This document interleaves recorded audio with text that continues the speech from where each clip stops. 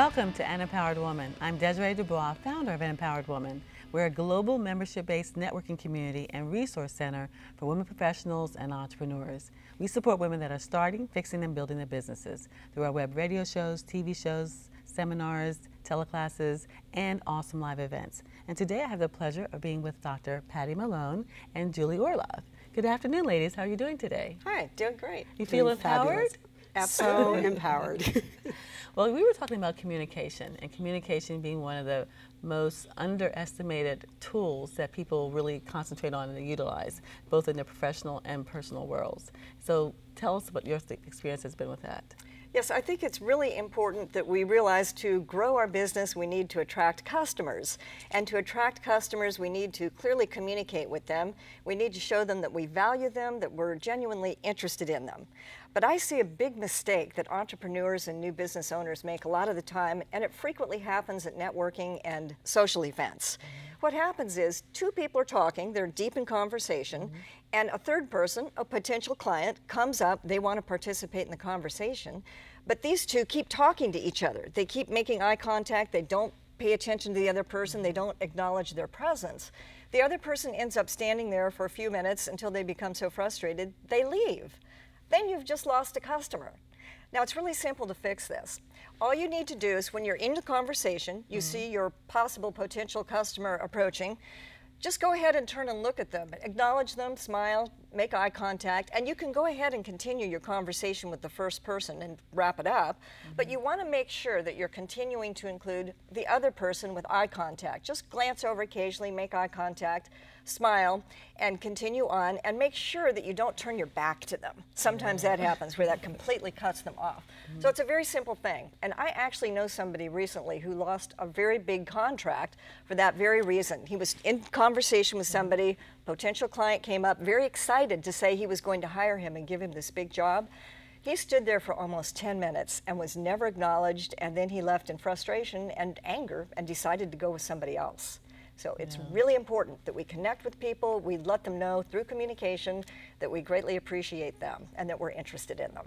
You know, that's really tough because we have a lot of networking events, and it happens, there's a fine line between being interrupting with somebody or being courteous. So sometimes people will just stand there quietly waiting for you to finish. And I know that sometimes I'll even I'll acknowledge them by putting my hand on them or whatever, letting them know that I'm acknowledged that they're there and cleaning my conversation so they can be included. That's but good. it is, because people, it's a risk at first anyway, just to go up to someone and not knowing whether they're in a really in-depth conversation or a personal conversation or not. So it's really important, whether it's a customer or even just a friend or someone that you can engage as a friend. Yeah, it's a potential alliance too. Exactly. I mean, it could be a number of things. Exactly. It just makes me feel nice, warm, and fuzzy. Yeah, absolutely. So in the personal world, boy, whoa. Well, I can tell you, as I've worked as a psychotherapist and executive coach for over 24 years, and communication is absolutely key to effective relationship building. So when I work with clients, I tell them that there are really 3 ingredients to effective communication that they need to pay attention to. And so the first one is for you to be really clear on what it is that you want to achieve. You know, what are the results that you want to get out of the communication? So I tell people, do you want to be right? Do you want to win? You know, do you want to solve a problem? Or do you want to give or receive information? So be really clear, because it sets the tone. And then the second ingredient is to listen. And I don't care how well people think they listen, we really are not good listeners. Constant chatter. A constant chatter inside our head. So what I tell people is really put the chatter aside and listen to the person from the perspective of their point of view, not your own. And the best way to check that out is to really just test understanding. You know, you can say, this is what I heard, did I get it correct? You know, did I get it right? So that's very important. And then the third ingredient then is to express your needs or your wants really clearly. And I say that you've got to be very specific.